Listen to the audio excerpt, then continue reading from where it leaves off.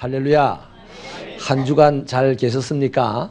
예, 하나님의 은혜 속에 사시다가 이렇게 나오셔서 하나님을 예배하는 여러분들의 모습은 하늘나라의 천사들과 흡사하다 하겠습니다. 우리 좌우에 계신 분들과 한번 축복하며 인사하십시다. 너무 잘생겼습니다. 건강하십시오. 사랑합니다.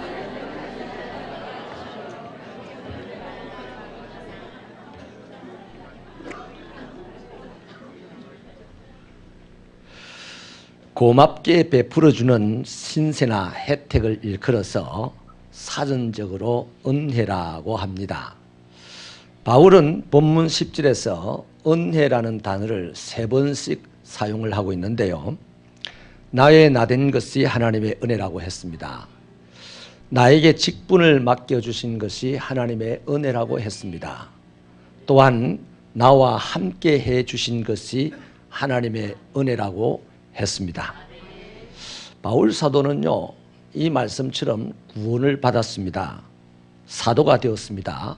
하나님께서 함께 하셔서 사명을 잘 감당할 수 있었습니다. 풀어보면 이렇습니다. 원래는 율법의 종이 되어서 열심히 멸망의 길을 걸어가던 사람이었습니다. 그런데 하나님의 자녀로 거듭나고 구원을 받게 되었습니다.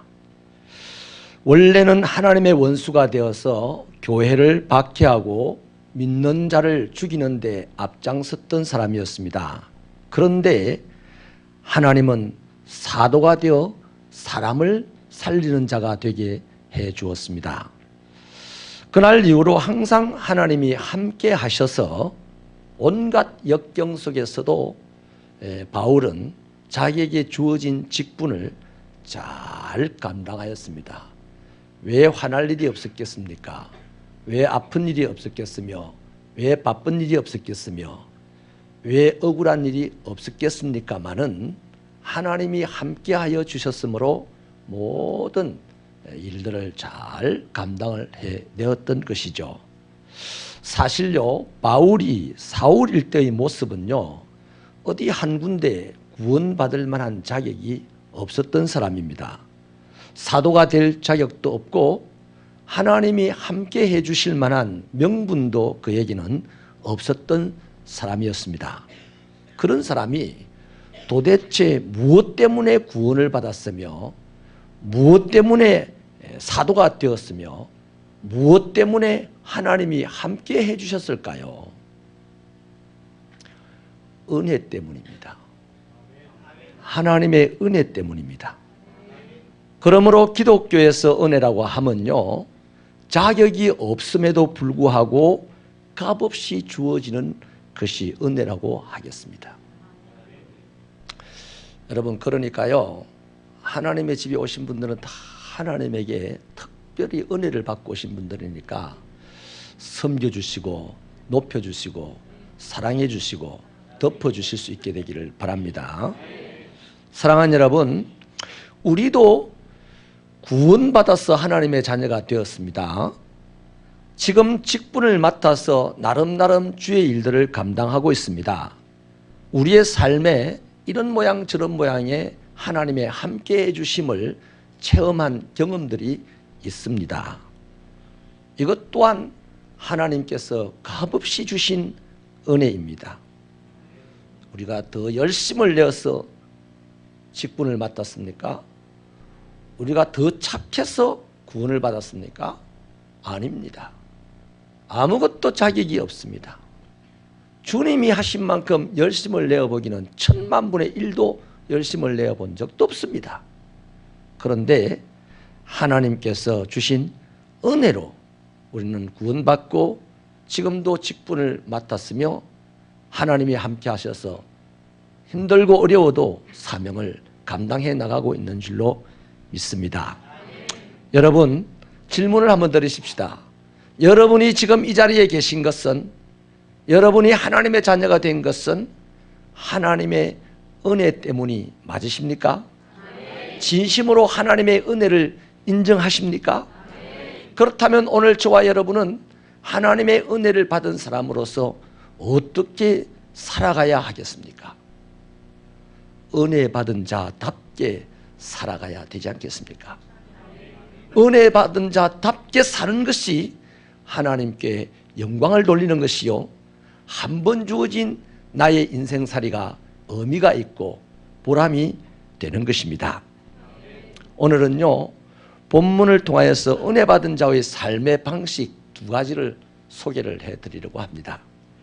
첫째는요, 은혜 받은 자의 삶은 겸손하게 낮아집니다. 9절 말씀을 우리 힘차게 같이 읽어보시겠습니다. 9절 시작.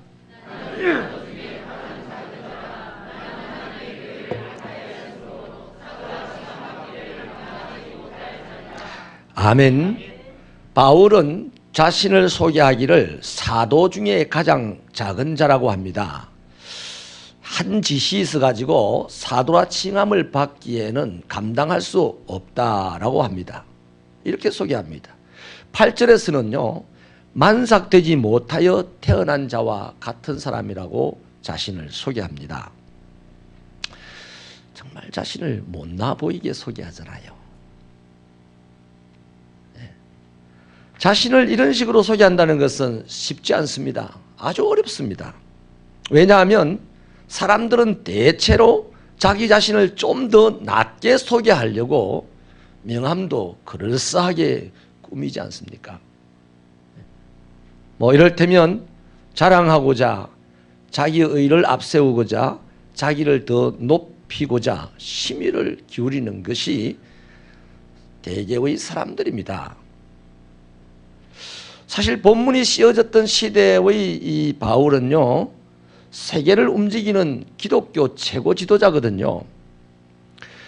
때문에 자신을 대단한 인물로 표현한다고 해서, 소개한다고 해서 어느 누구도 시비를 걸 일이 아닙니다. 그러나 자기를 못난이처럼 소개를 하고 있습니다. 힘을 뺀 것이죠. 자기를 낮춘 것이죠. 은혜 받은 사람은 자신의 힘을 뺄 줄 압니다.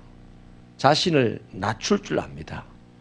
그것으로 설령 사람들에게 오해를 받는다 손 치더라도 받은 은혜 때문에 자신을 상대방보다도 낮게 여기지 않습니다. 아멘이십니까? 그 은혜의 힘이 대단한 것이죠.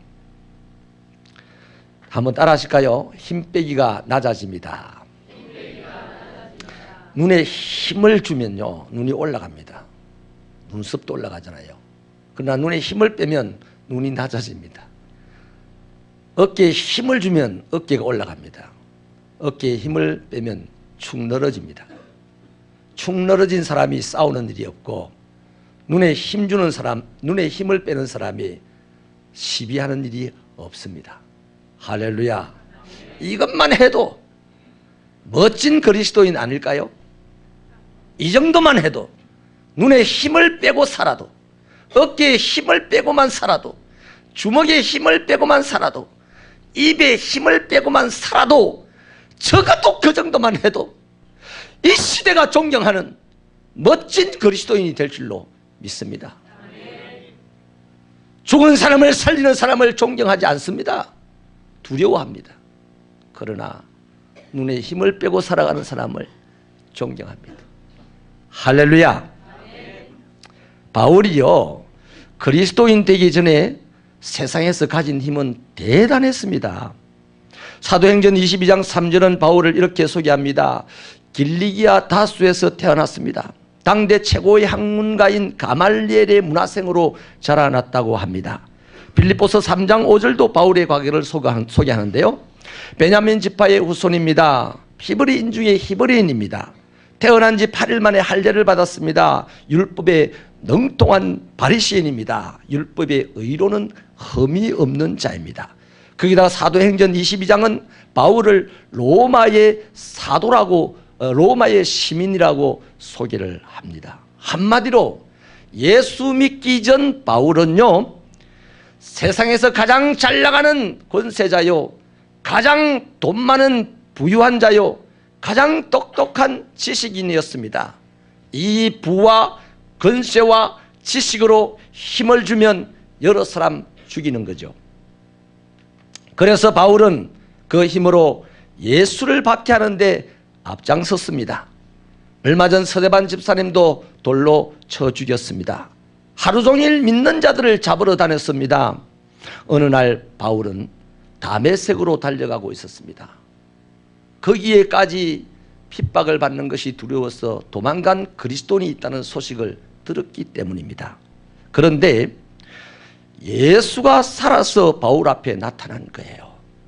다메섹으로 가는 중에 분기탱천해서 다메섹으로 달려가고 있는 중에 예수님이 나타나셨습니다. 지금까지 바울이 알고 있기로는 예수는 이미 죽은 사람입니다. 율법의 능력자들인 바리새인들과 제사장들과 로마의 권력이 합세하여서 이미 예수를 십자가에 못 박아 죽였거든요. 그런데 그 예수가, 죽었다고 알고 있는 그 예수가, 그래서 죽은 예수를 추종하는 세력들을 잡으러 다메섹으로 달려가고 있는데 그가 나타났습니다. 바울은 부활하신 예수를 만나게 된 것이죠. 여러분, 이분을 알고 보니까 하나님의 아들이었습니다. 당장 드러나지 않습니까? 죽음을 이기고 부활하셔서 지금 자기 앞에 나타나셨는데 이 권세가 작은 권세입니까? 자기가 가지고 있는 권세는 아무것도 아닙니다. 자기의 지식도, 자기의 부도, 자기의 권세도 죽었다가 살아나신 예수의 권세 앞에서는 아무것도 아니다 이 말이에요. 그러니 바울 앞에 선 이 예수는 바울이 깨닫기를 전능자였습니다. 하나님의 아들이었습니다. 모든 죽을 자들을 살릴 만한 능력자였습니다. 하늘과 땅의 권세를 다 가진 자였습니다. 이런 분을, 자기가 가진 율법과 세상 권세를 믿고 이분을 저주하고 박해하였기 때문에 부활하신 예수님을 만난 그 순간 바울이 생각하는 자기의 운명은 어떠했겠습니까? 바울은 틀림없이 다른 생각 하나도 안 했을 거예요. 이 생각만 들었을 겁니다. 오늘 이제 내가 죽었구나.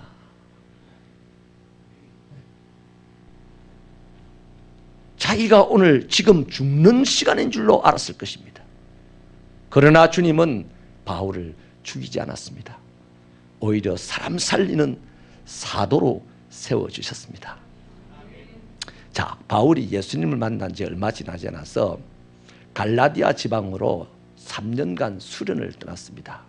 그래서 고독한 시간을 보낼 때가 있었는데 그때 예수님에 대하여서 깊이 생각했을 겁니다. 그 생각 중에 대부분의 생각이 뭐겠습니까? 왜 부활하신 예수가 원수됐던 나를 거기서 내보내 죽일 수 있을 텐데 안 죽였을까? 왜 나를 대적하는 자를 사도로 세웠을까? 풀리지 않는 수수께끼였을 겁니다. 바울은 깊이 그분에 대해서 생각을 하고 또 생각을 했습니다. 그리고 하나 딱 깨닫는 바가 있었는데요. 그 깨달은 답이 뭐냐면 빌립보서 2장 6절로 8절인데 우리 스크린을 보고 같이 한번 읽어보시겠습니다. 힘차게 읽어보실까요? 시작.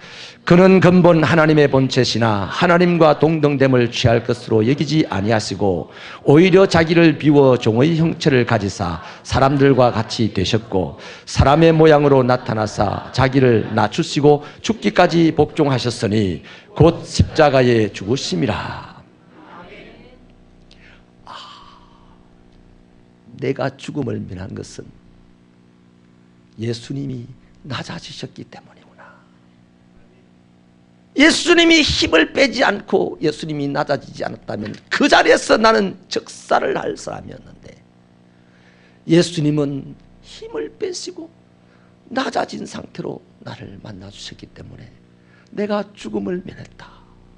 예수님의 낮아지심은 바울에게 은혜였습니다. 그 은혜로 말미암아 믿음으로 구원을 받았음을 깨닫게 된 것이죠. 그러자 바울은 예전에 자신이 가졌던 모든 힘으로 설쳐댔던 것들이 주님 앞에서 한없이 부끄러웠습니다. 너무너무 부끄러웠습니다.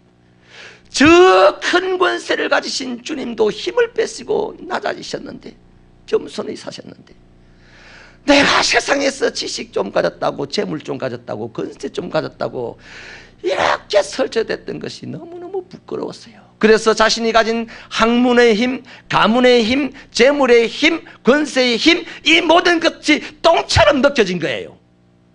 그래서 그날 버리기로 결심을 합니다.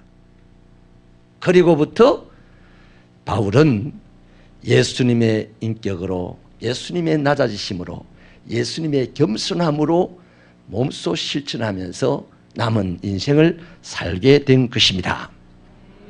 하나님의 은혜를 받으면 받을수록 겸손해지고 낮아지게 되어 있어요. 여러분, 우리 새벽교회 성도 여러분, 이 시대에요, 대단한 사람들을 사람들이 선호하지 않습니다. 겸손한 사람, 힘을 빼고도 넉넉히 살아갈 수 있는 사람, 그런 사람을 이 시대가 선호합니다. 제가 여러분 보고요, 권세도 잃어버려라, 재물도 잃어버려라, 지식도 잃어버려라, 이 말이 아닙니다. 그 권세, 그 지식, 그 재물을 하나님의 은혜로 받았다면 그것이 나에게 주는 힘이 생길 텐데, 제발 그 힘은 내려놓고 사시라는 얘기입니다. 그때에 하나님은 영광을 받으시고 그때의 사람들은 우리를 존귀하게 생각할 줄로 믿습니다. 신재원 박사님이라는 분이 계신데요, 미국 나사의 항공연구부문의 최고 책임자입니다. 사실 이 자리는 반드시 백인이 들어가는 자리였고, 백인 중에서도 적어도 30년 이상 그 분야의 업적을 쌓고 탁월한 경험을 발휘했던 사람 중에 또 은퇴를 목전에 두고 있는 사람이 그 자리에 앉게 되었습니다. 그런데 유독 이 신재원 박사는 40대 후반의 젊은 나이로 그 자리에 올라가게 되었어요. 그래서 이 기상천외한 이 일들을 그 우주국에서 보고는요, 판단을 하기를, 이 신 박사님이 빼어난 전문성을 가지고 있고 조직 관리 능력이 탁월했고 거기다가 청렴한 사람이라서 그 자리에 기상천외하게 올렸나 보다라고 평가를 했는데, 신재원 박사 자신의 이야기는 달랐습니다. 그의 간증문을 제가 발췌해 왔는데 읽어드릴게요. 들어보십시오. 도무지 될 수 없는 자리였습니다. 내가 뭘 잘했기 때문에 이 자리에 왔다는 생각은 전혀 하지 않았습니다. 하나님이 전적 주권으로 주신 자리이고 저에게는 너무나 선명하게 다가오는 은혜였습니다. 그래서 매일 아침 기도합니다. 하나님, 저를 땅에 납작 엎드리게 하셔서 하나님이 원하시는 대로 사용해 주시옵소서. 이렇게 간증을 하고 있습니다. 은혜를 받으면요, 겸손해지게 되어 있고요, 힘을 내려놓고 낮아지게 되어 있습니다. 진정한 은혜 받은 종들이 되시기를 축원합니다. 사랑하는 여러분, 기억하십시오. 우리의 된 것은 하나님의 은혜로 된 것입니다. 지금 우리가 어디까지 이르렀든지, 그것이 부유함이었든지 지식의 뛰어남이었든지 좋은 환경에 있든지 명예와 권세의 자리에 있든지, 이 모든 것은 하나님이 전적으로 베풀으신 은혜입니다. 그 은혜로 말미암아 세상 사람들이 보기에 좋은 힘이 막 생겨납니다. 그러나 하나님의 은혜라고 고백한다면 그 힘을 빼려고 노력하십시오. 낮아지려고 노력하십시오. 그때 비로소 우리에게 그리스도의 색깔이 나타나게 되고, 그때 비로소 우리에게 예수의 향기가 드러나게 되는 것입니다. 예수 믿는다고 예수 색깔 나타나지 않고요, 예수 믿는다고 예수의 향기 나타나지 않습니다. 예수 믿는 사람이 받은 그 은혜로 생기는 힘을 뺄 줄 알 때, 그때의 향기가 되고 예수의 색깔이 되게 되어 있습니다. 할렐루야. 두 번째는요, 은혜를 받은 자는 더욱 주님을 위해 수고합니다. 우리 10절을 다시 한번 힘차게 읽겠습니다. 시작. 내게 주신 그의 은혜가 헛되지 아니하여 내가 모든 사도보다 더 많이 수고하였으나 내가 한 것이 아니요 오직 나와 함께 하신 하나님의 은혜로라. 여기에서 수고라는 단어는요, 헬라어 뜻으로는 탈진한 정도로 노력했다라는 얘기입니다. 그러니까 바울은요, 자신이 받은 은혜를 깨달은 후부터요, 정말로 수고했습니다. 탈진을 얼마나 많이 했습니까? 죽도록 수고를 했습니다. 생명을 내어놓고 그 사명을 감당했으니 수고하였죠. 은혜를 받으면요, 군림하지 않습니다. 수고합니다. 아멘이십니까? 저와 여러분은 교회를 일컬어서 주님께서 피를 값주고 세우신 곳이다라고 이해를 하고 있습니다. 아주 적당하게 이해를 잘 하신 겁니다. 한마디로 주님이 수고하셔서 세우신 교회이죠. 주님의 수고를 간단하게만 헤아려 보겠습니다. 주님은 하나님이신데 사람이 되었습니다. 수고죠. 그 영광스러운 하늘나라에 사실 분인데 이 누추한 땅에 오셨습니다. 수고죠. 가장 가난한 사람도 회피하는 마우간에서 태어났습니다. 수고죠. 가장 극악무도한 죄인도 저주하고 욕하는 십자가에 달려 죽었습니다. 수고죠. 그러니까 주님께서 인간과 관계하면서 활동한 모든 활동은 수고입니다. 우리는 그 주님을 믿고 따릅니다. 그러므로 그분을 통해서 우리가 은혜 받은 자라면 그분처럼 수고할 줄 알아야 되는 거죠. 기분 나쁘다고 하는 수고 안 한다. 힘들다고 하는 수고 안 한다. 억울하다고 하는 수고 안 한다. 은혜에 조금 문제가 있는 은혜인 것 같습니다. 하나님 주신 은혜야 문제가 있겠습니까마는 받아들인 내게 문제가 있다는 것이죠. 문제없이 은혜를 받으시되 넘치도록 받으시는 우리 새벽기의 성도들이 되시기를 축원합니다. 여러분, 이 땅에 교회가 세워지도록 하신 예수님의 수고는요, 탈진한 정도의 노력이 아닙니다. 그것과는 비교를 할 수가 없습니다. 모든 피를 쏟아놓고 죽어주신 수고입니다. 그렇습니다. 하나님의 나라는 수고를 통하여 세워지게 되어 있습니다. 말로만 하는 사랑으로는 절대로 하나님 나라가 세워지지 않습니다. 그래서 사랑은 반드시 수고를 동반하게 되어 있는 것이죠. 주님은 요한복음 12장 24절에서 이렇게 말씀을 하십니다. 내가 진실로 진실로 너에게 이르노니 한 알의 밀이 땅에 떨어져 죽지 아니하면 한 알 그대로 있고 죽으면 많은 열매를 맺는다. 이 말씀은요, 은혜 받은 자의 수고가 무엇인지를 정확하게 얘기합니다. 은혜 받은 자의 수고가 무슨 결과를 가져오는지를 정확하게 얘기합니다. 은혜 받은 자는 죽는 것도 불사하고 수고할 수 있으며 죽는 것도 불사하고 수고하는 그 은혜 받은 자의 수고에는 반드시 100배, 30배, 60배, 30배의 결실이 맺혀진다는 정확한 말씀입니다. 그래서 바울 사도는요, 골로새서 1장 24절에서 이렇게 결단을 합니다.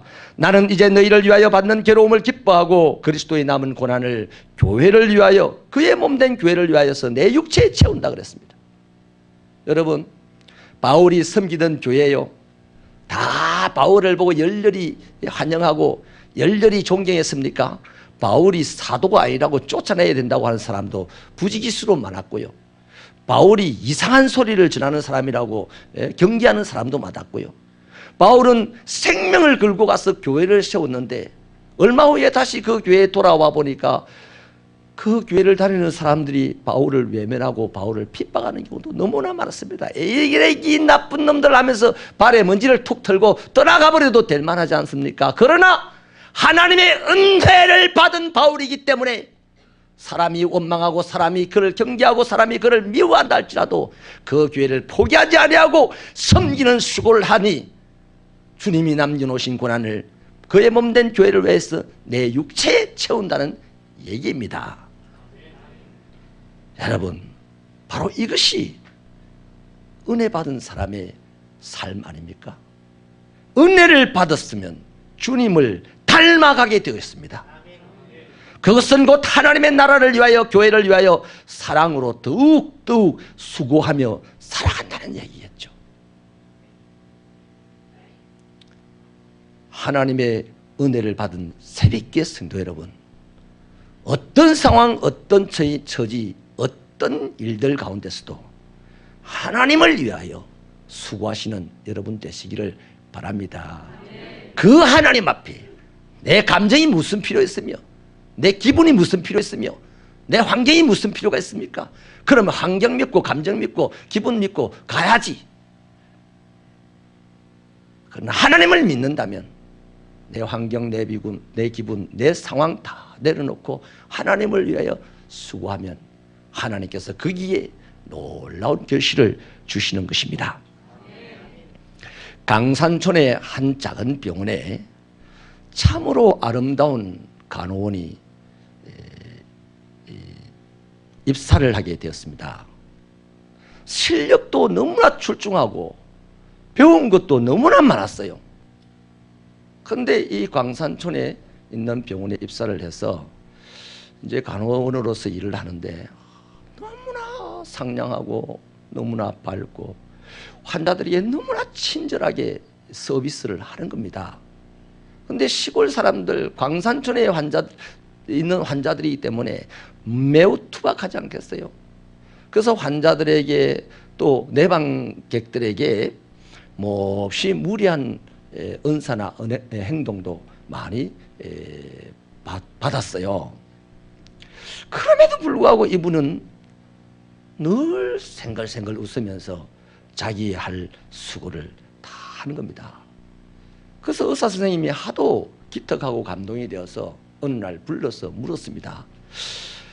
간호사님, 당신의 이력서를 보니까 대도시의 가장 큰 병원에 가도 엄청난 대접을 받으면서 당신이 원하는 대로 일을 하실 것 같은데 대접도 소홀하고 환자들도 내방객들도 당신에게 무리한 행동을 하는 것들을 내가 자주 보았는데 그래도 당신은 그렇게 밝게 웃으면서 일을 하시더만요. 마음 상하지 않으십니까? 이렇게 물었어요. 그러자 그 간호원이 대답을 하기를요. 네, 무슨 말씀입니까? 저는 전혀 마음 상하지 않고요. 그저 오늘 내가 이렇게 간호원으로서 이 광산촌의 작은 병원에서 일을 한다는 것이 너무나 행복합니다. 그렇게 대답을 하더란 겁니다. 그러면서 그 이유를 이야기를 하기를요. 내가 적은 사례를 받고 이곳에서 일을 한다는 것은 내가 이곳에 고용된 사람이 아니고 돈에 팔려다니는 사람이 아니라는 것이 분명하기 때문에 행복합니다. 또 한 가지, 간호원으로서 더 열악한 환경에 있는 환자를 돌본다는 것이 나에게는 인생에 무척 의미가 있습니다. 또 한 가지, 나에게 간호사라는 비전을 주신 하나님께서도 오늘 내 이 모습을 보시고 무례한 사람들 때문에 기분 나쁘다고 대도시의 큰 병원으로 떠나지 않고 여전히 이 일을 의미 갖고 하는 나를 보고 하나님이 인정해 주실 것이니 나는 행복합니다. 이건 지어낸 얘기가 아닙니다. A.J. 크론이라고 하는 유명한 현대신학자요 목회자였던 분이 젊은 시절에 의사일 때 경험했던 내용의 이야기입니다. 여러분, 사람들은 누구나 목적을 정해놓고 살아가죠. 돈이기도 하고 권세이기도 하고 명예이기도 한데 사람마다 목적이 다를 것입니다. 그러나 하나님의 은혜를 받은 사람은 어떤 목적보다도 하나님의 일을 위하여 목적을 세우고 달려갈 것입니다.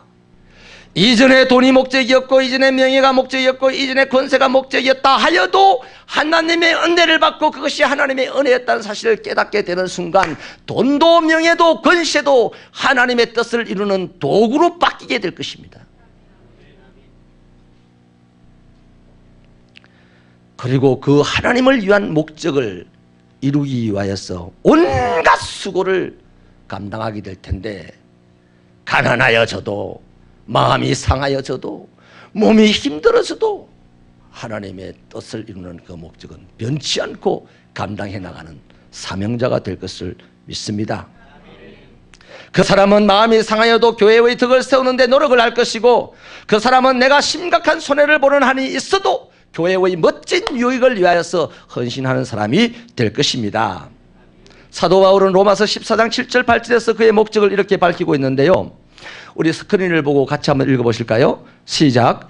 우리 중에 누구든지 자기를 위하여 사는 자가 없고 자기를 위하여 죽는 자도 없도다. 우리가 살아도 주를 위하여 살고 죽어도 주를 위하여 죽나니 그러므로 사나 죽으나 우리가 주의 것이로다.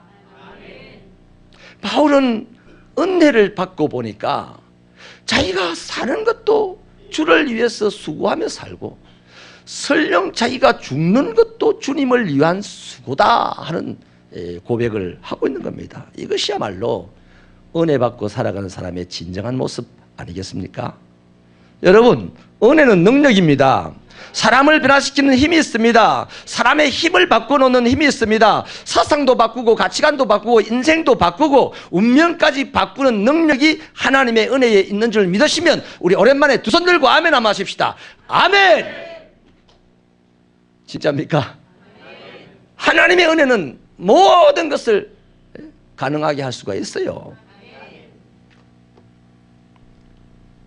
지금 혹시라도 매사에 짜증이 나고 불편합니까? 뭐 일을 하는데 마지 못해서 하십니까? 불만이 자꾸만 솟아오릅니까? 하나님의 은혜가 소멸되어 가고 있다는 증거예요. 이 은혜 떠나가면 나는 하나님과 관계없는 사람으로 살아갈 수밖에 없습니다. 아닌데 하면서도 하나님과 관계없이 살아가니 하나님의 은혜와 내 삶의 갭이 너무 커서 돌아버린다니까. 사고 친다니까. 교회를 깨트린다니까. 하나님의 은혜로 충만하시기를 바랍니다. 다른 거 아니에요. 하나님의 은혜를 받았다면 우리는 우리가 세상적으로 가진 것으로 오는 힘을 내려놓고 빼는 작업을 하는 겸손한 사람이 하나님의 은혜 받은 자입니다. 하나님의 은혜 받은 자라면 형편과 처지와 감정과 상관없이 하나님의 나라의 덕을 세워나가는데 수고하는 것이 하나님의 은혜를 받았다는 증거입니다. 분명하건대 우리 모두는 하나님의 은혜를 받은 사람입니다. 하나님의 은혜를 소멸치 마시고 하나님의 은혜 위에 은혜를 더 받는 저와 여러분 되시기를 축원합니다. 그때 우리는 하나님께 영광 돌리는 자요 세상 사람들에게 존경받는 자로 우리의 육신의 삶을 넉넉히 살아갈 줄로 믿습니다.